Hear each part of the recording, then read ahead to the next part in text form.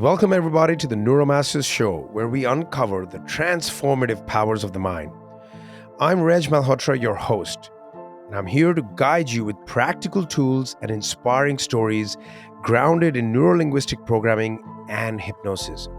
Now, whether you're a high achiever feeling stuck or a growth seeker looking to overcome setbacks, join us each week to break through barriers and achieve profound personal and professional growth. So let's dive in and unlock your potential. Hello and welcome back to the NeuroMasters podcast.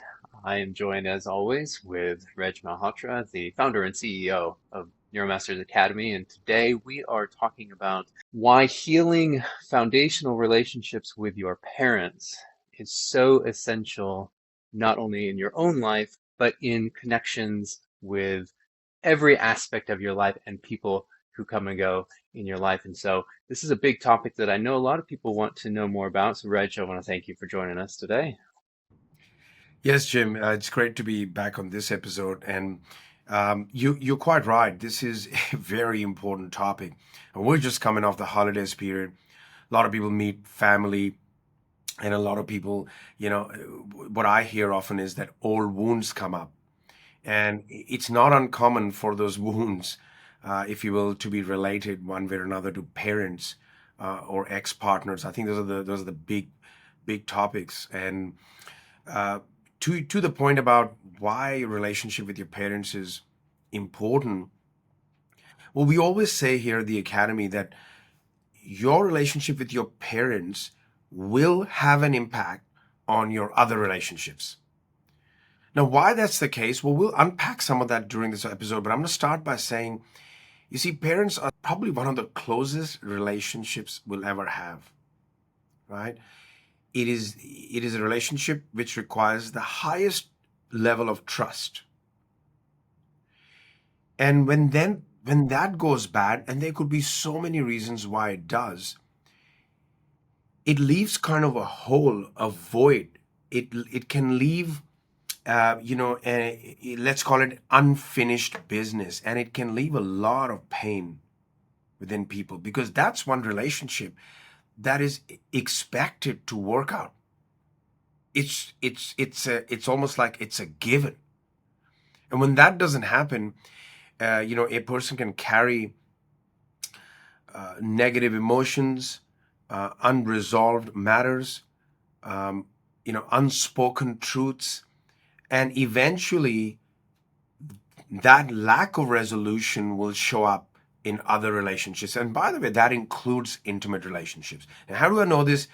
Not only from my own perspective over my life, I had to recognize that and heal that, but also after working with thousands of students, I have plenty of data, plenty of evidence how that's played a role for a lot of people. So if people have a negative relationship with their parents, or they're holding grudges, or they're holding resentment, that's an area they must address immediately. And by the way, I'm not suggesting you go out and just be over the top, even if it's not real to you. However, resolving it inside oneself through forgiveness, through healing, through recognition that parents act from the resources they had, and that includes internal resources, and a lot of times that's passed down to them through their parents. So, and when going back to heal this, there is still a need for boundaries. Boundaries apply even in parental relationships.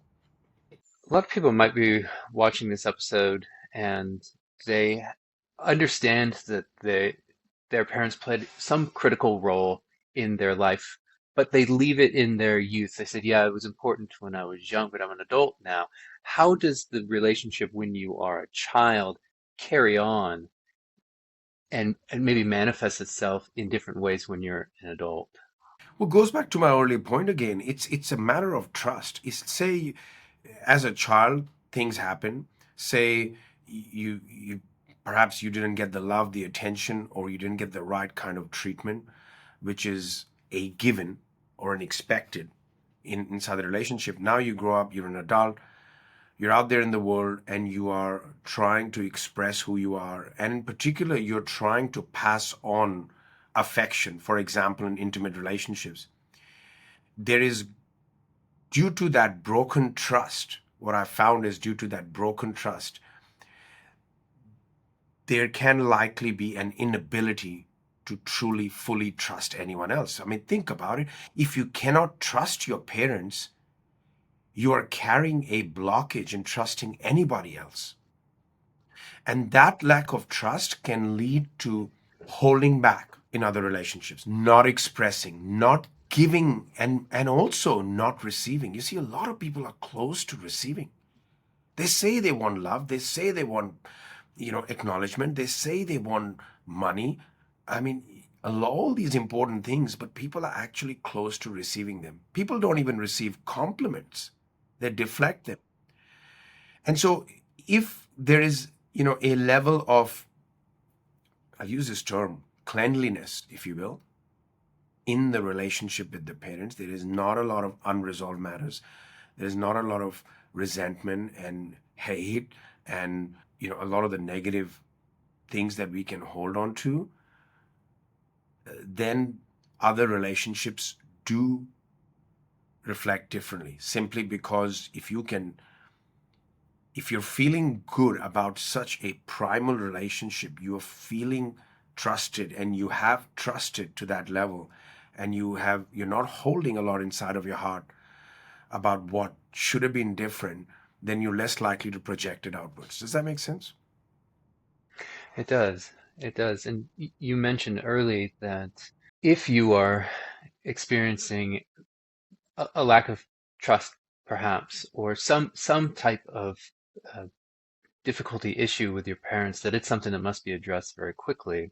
What happens to maybe there's a listener out there who wants to reconcile with their parents, but they can't. They maybe their parents have died. Maybe they have no contact with their Mm. parents. How do they reconcile these problems when they can't do it physically and in real time? That's a great question, and I'll come to the answer to that. There's another point that came to me relating to your earlier question.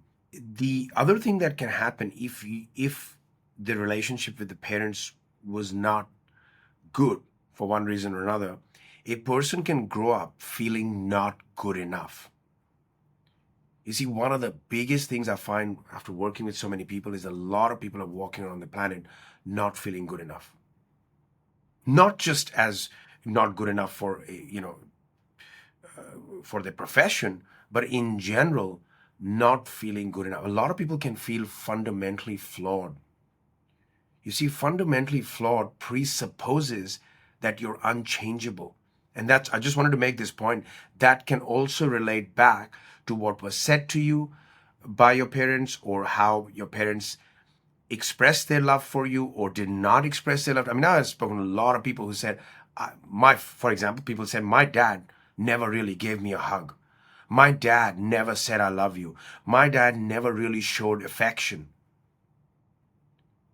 These are very important factors that can impact a person's feeling of enoughness or lack thereof. So just wanted to bring that point in, because that, again, if you're not feeling enough, how will you feel enough to express your love for somebody else in the future?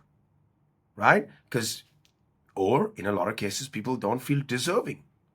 At the unconscious or subconscious level, the message could have taken hold that I am not good enough to receive love. This could become one's identity. Now, going to your new question, what if a person cannot heal their relationship with their parent for one reason or another? Like you said, a parent's passed away, or there is no communication channel available, or maybe the parent is unwell. Well, I'm going to say this emphatically. Even then, it is critical for the person to start the process of resolution inside of themselves. Even then.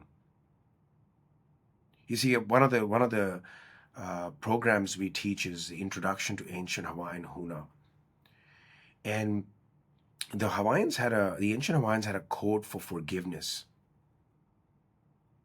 and this was seen as a very important, if you will, rite of passage at some point in someone's person's life. Because the Hawaiians said, anyone who you had close contact with, particularly emotional contact, and I'm sure everyone would agree, we always have that with our parents, they live inside of you. You see, any time, and I ask this of people all the time, have you ever had a conversation with one or both of your parents inside of your head? And the answer is always yes. According to the Hawaiians, the energy of your parents or your partner or your ex-partner or anyone you've been close with lives inside of you. Now imagine you have these energies living inside of you to the point you can even hear them. You can have conversations with them. You can even get triggered while having conversations with them inside of your head. And imagine that being unresolved. What is that doing to you? So you must start, even though you may not have an avenue to heal it directly through communication with them, you can start with yourself. And there are a number of things one can do. Of course, there is work at the unconscious level that can be done to dissolve the negative emotions, to remove the limiting decisions, to integrate conflicting parts. However, even at a conscious level, one can identify, sit down, and first have the intention. And then step two, look for what was right in the relationship. And then list out all the things that were not right, that you're not happy with. And go through a process of creating new meanings. For example, by recognizing, in many cases, parents may just not be educated enough. They may be holding old views. But see, we come into this world and we expect our parents to be perfect because they're our parents. And sure, to an extent, that is legitimate. We expect them to do the right thing. But they're also human beings. Or you may have heard the saying, hurt people hurt people. This is very, very common. A lot of parents have their own unresolved matters, and eventually that gets projected onto the child. I know to a degree that happened to me. See, my own mother did not have resolution at all from her childhood. And so the adage, hurt people, is real, and it really shows up in parenting. You've said before that in other talks, and you've touched on it today as well, that if you're unable to resolve a conflict with your parents, something that has happened in the past, often you'll carry it into another relationship. Is that our need to solve that problem?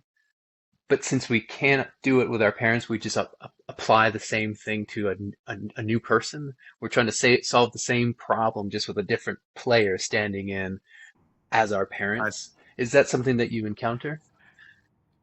well, it's a prediction, and I think it's a valid prediction. It's highly possible.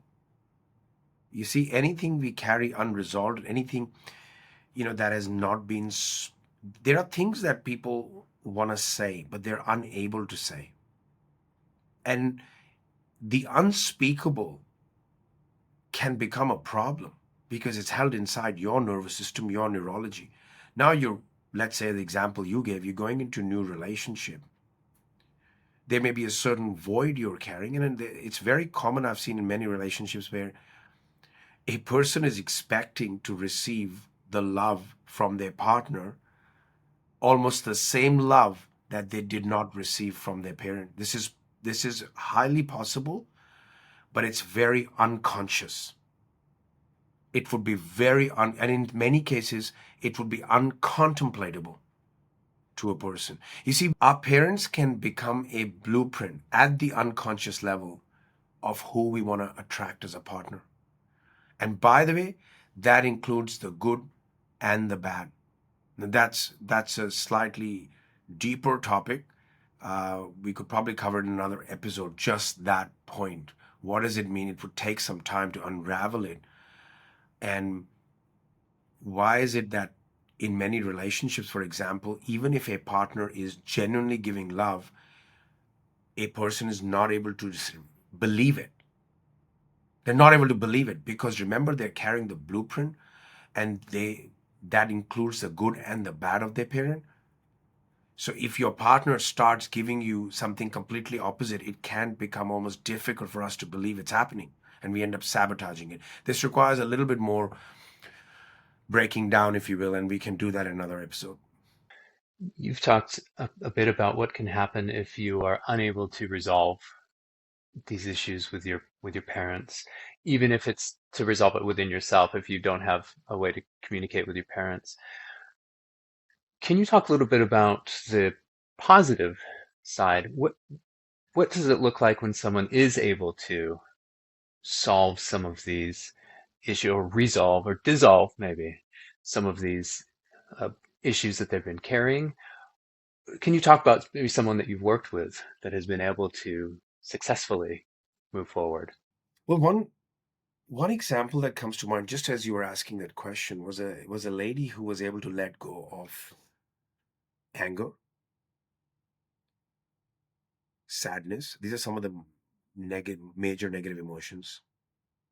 Hurt, using some of the processes we teach. And she was able to let go of these on significant emotional events from the past. As it happens in this lady's case, a lot of the significant emotional events were related to her father. Now, when I ask the question, and by the way, this is very common when we demonstrate the process of letting go of anger from one's nervous system, and something I speak a lot about, in the Energy Cube Secret, a book that I've written on this, and we go into what is held in people's energy cubes and how important it is to let it go. A lot of times when I ask people, how long have you had the anger? So let's say we are demonstrating the process. Even I've been surprised in recent times when I hear answers like 30 years, 40 years, and many times it's on a parent. Now, in this particular example, when this lady, a student of mine, let go of anger in general, across the board, across her entire lifetime, she's able to be free of anger and hurt. She came into the training the next day and she said, I went back to my father's home. This was the day after. And by the way, her father was deceased. And she said, I hadn't even looked at his picture for 20 years. She went to his home. She looked at his picture and she had a conversation. Now, this is symbolic of healing, if you will. She was, for the first time, able to recall fond memories of him. Now, the question is, what would have happened if she continued to hold on to it? What was the results she was getting in her life, and what has happened since? How can you truly express yourself fully? How can you truly create the life of your dreams if you're holding on to something so significant? And a couple of statements come to mind. Number one, let's look at the word forgive. I want to expand on that, a meaning of it, if you will. It is for giving up the hope that the past would be any different. Because at some level, it's like people are hoping, expecting, and wanting for the past to be different. You can change the meaning you have in the past will never be different. It is what it is. It is what happened. But you can certainly change the meanings that you hold inside of your nervous system. I don't mean just intellectually.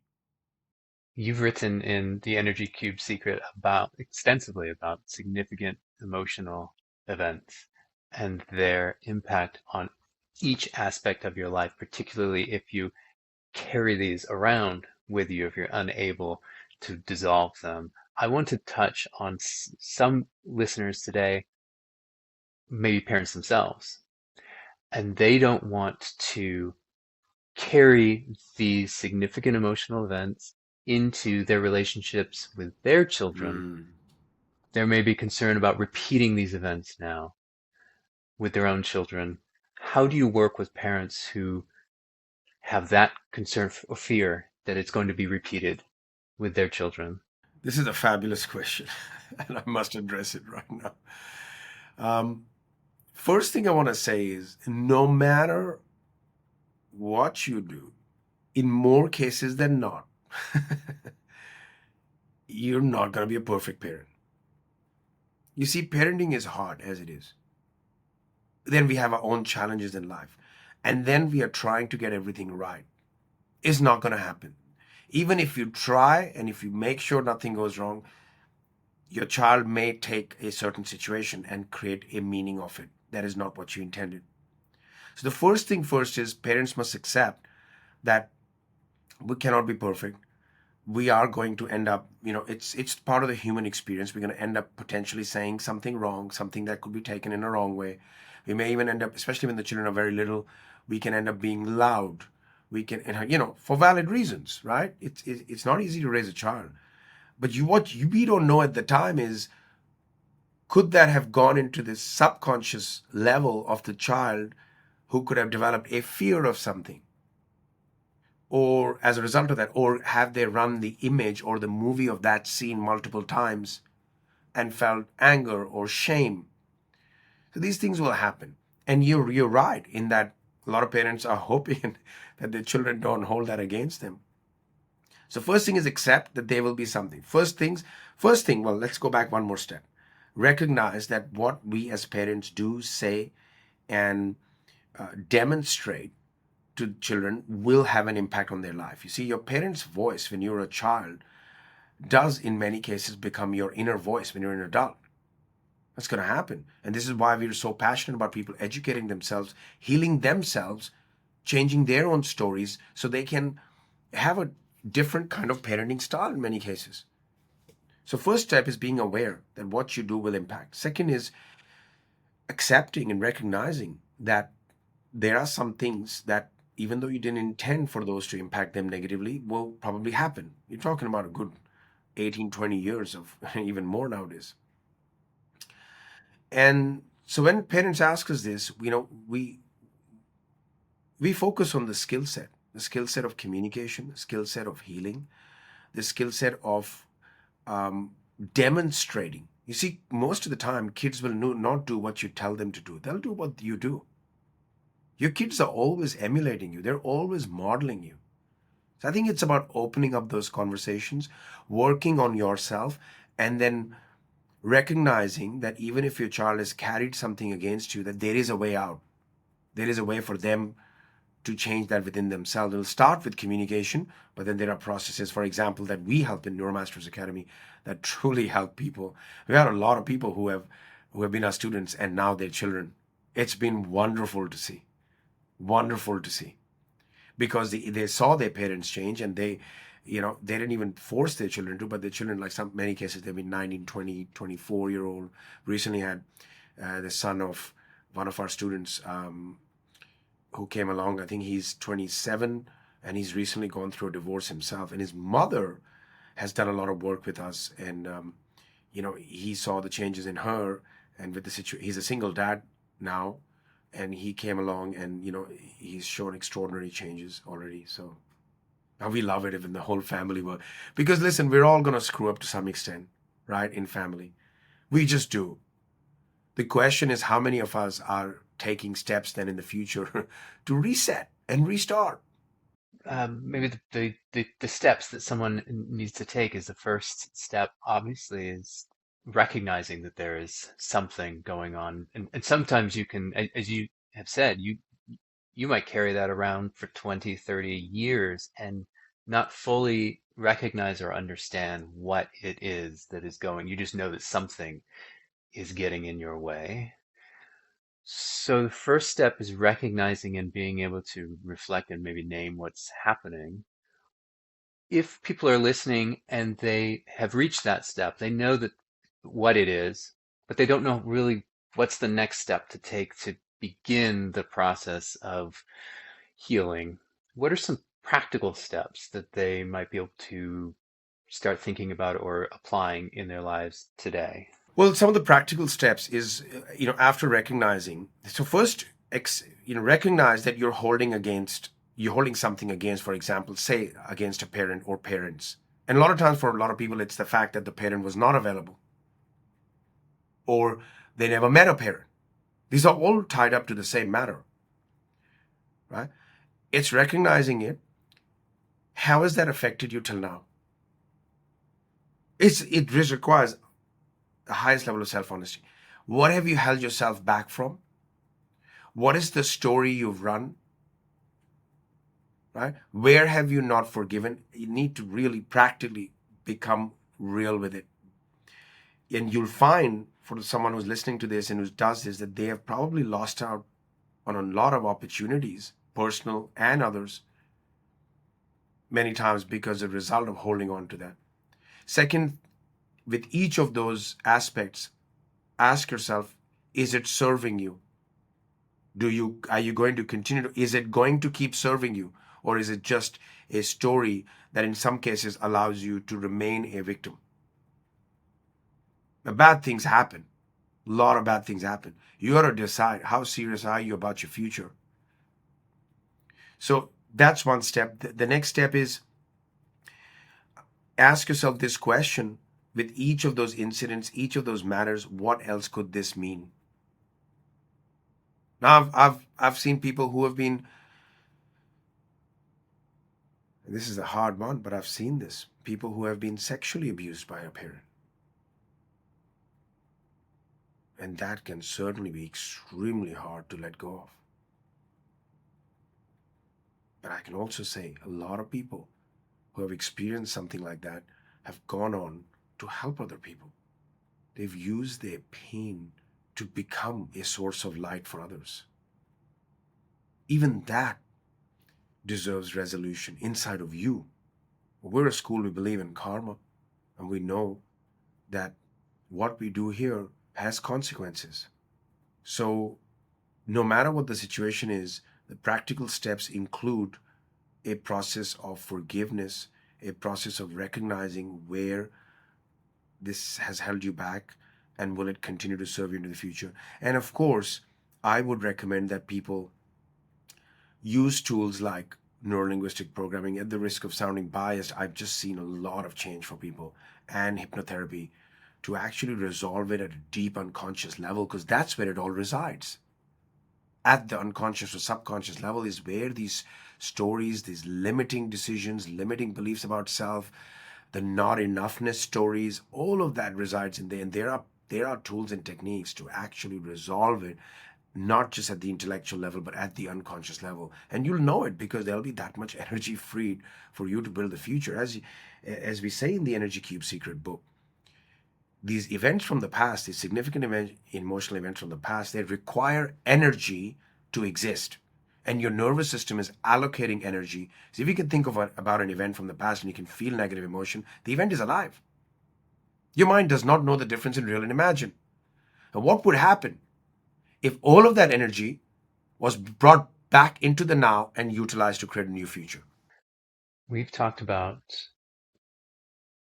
point of view of even as an adult, point of view of a child reconciling with a parent or reconciling with an event that happened when they were a child.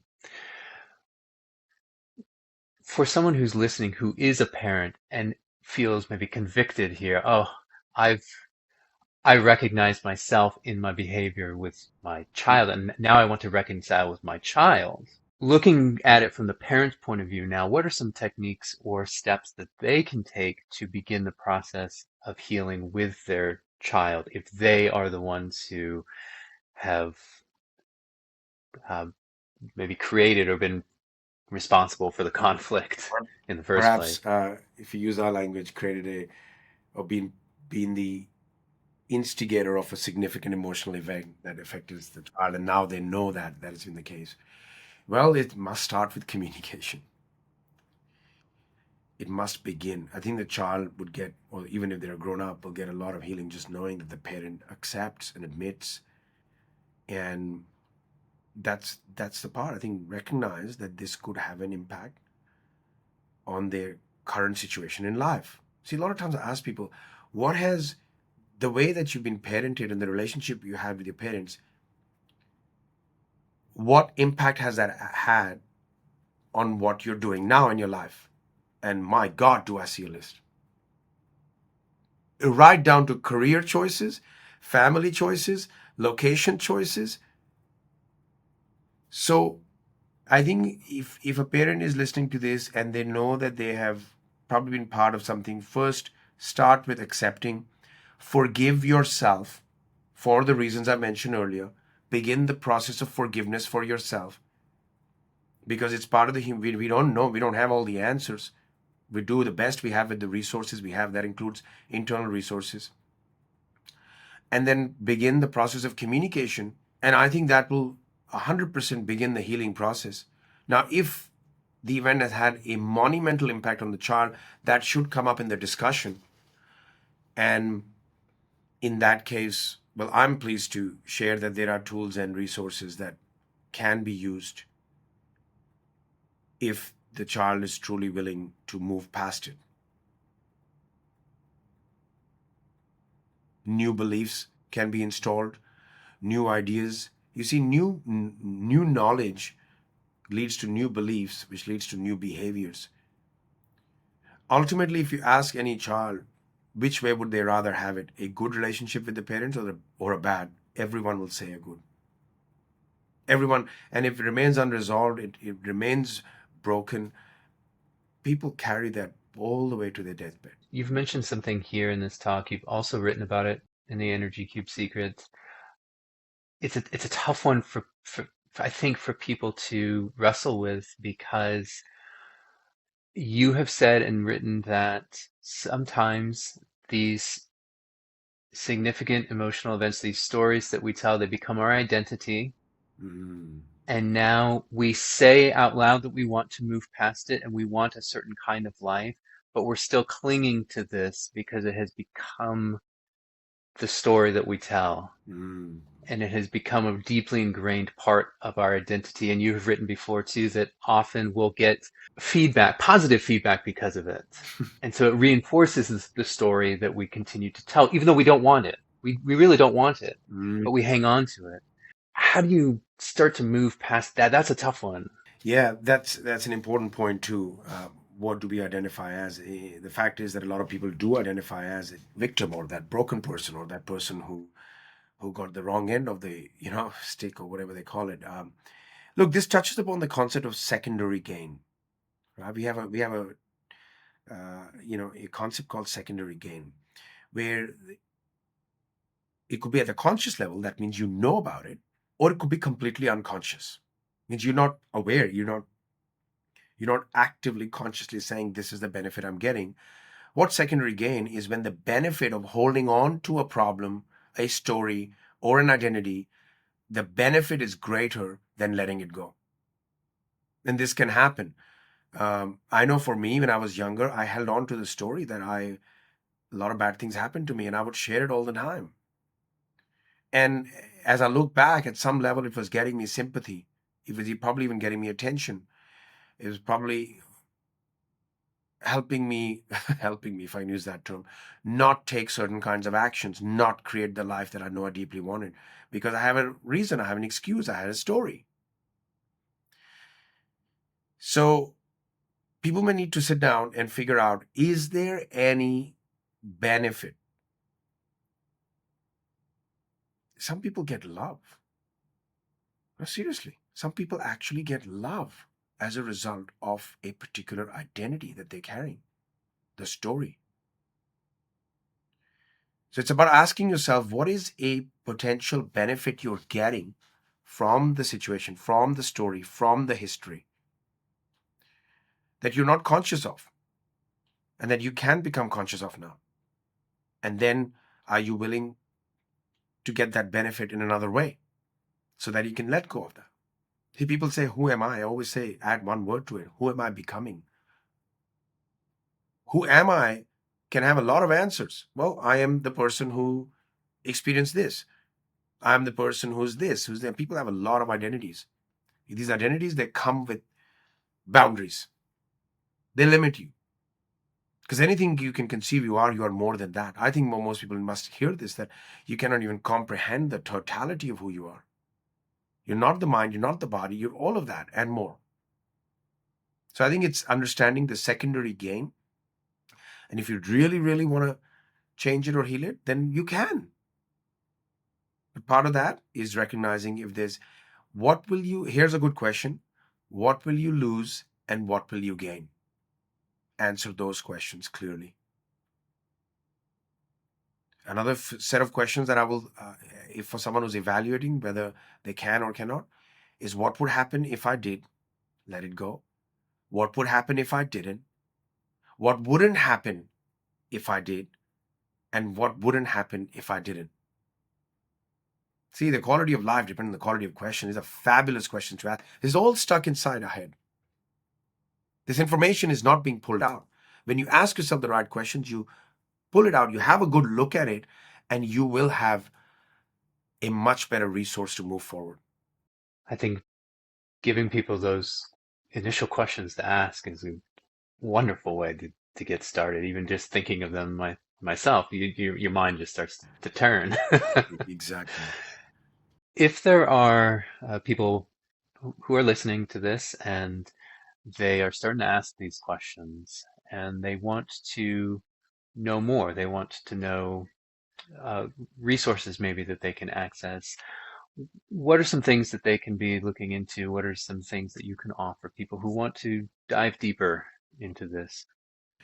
Yeah, sure. I would encourage everyone to pick up a copy of the Energy Cube Secret. Start by understanding what significant emotional events are, what the Energy Cube is, how it's impacting who you are, where you're going. Second thing is, if you have particular matters in relation to your childhood or your relationship with your parents, and you've tried a lot of things, it hasn't worked, and you're still unclear on how to go about it, then, and by the way, I've personally worked with top performers in their fields, business owners.